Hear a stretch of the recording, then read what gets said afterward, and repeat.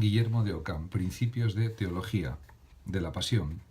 De lo mismo se sigue que la pasión propia demostrable del sujeto no es otra cosa diferente de la que le es inherente, sino que es término connotativo que introduce al sujeto derechamente y lo sustituye, pero connotando algo extrínseco, al sujeto positiva o negativamente. Y lo mismo es en cuanto a los términos relativos de que se ha tratado, con la excepción de que lo que de él se predica es en algunas ocasiones contingente y una vez puesto en su ser aquello de lo que se predica puede o no verificarse de la causa de la existencia o no existencia del otro extremo, pero la pasión es siempre verificable en el sujeto mientras exista, y como se ha dicho es un término que connota o indica al sujeto y algo que le es extrínseco o distinto realmente de sí mismo, o indica al mismo sujeto de otra manera que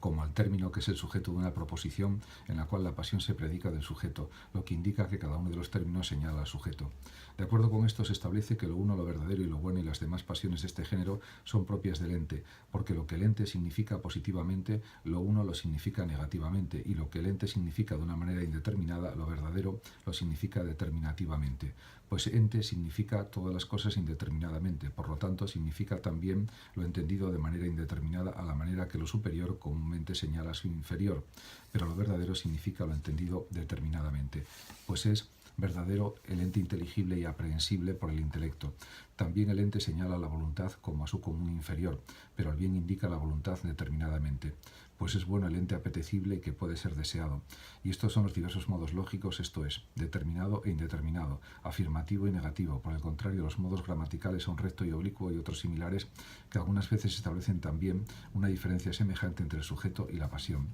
De lo expuesto se deduce que la blancura y el sabor y otros similares no son pasiones, puesto que por no ser partes esenciales de la cosa pueden separarse de ella permaneciendo la cosa, pero la pasión se puede siempre verificar en el sujeto mientras éste exista. Según esto, para saber en general qué término sea pasión y cuál no, enseña que es pasión todo término verificable necesariamente del sujeto mientras éste existe, y esto por predicación directa y que significa algo extrínseco al sujeto, afirmativa o negativamente, especialmente de manera afirmativa y cuya predicación no es necesaria accidentalmente. Mas digo en predicación directa, porque por predicación indirecta puede el sujeto ser predicado por la pasión y en la predicación necesaria del primer modo, de donde es cierto y necesario lo siguiente.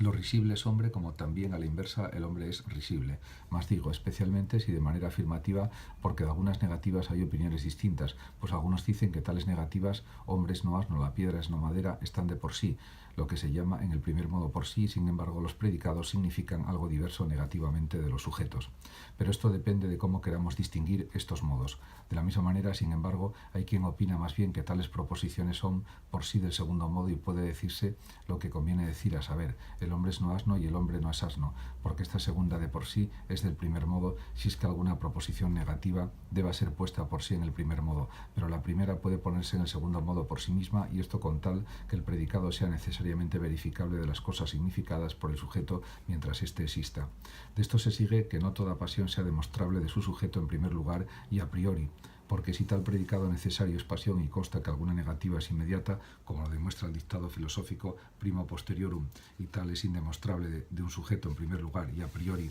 es evidente, por lo tanto, que tal predicado necesario no es demostrable del sujeto.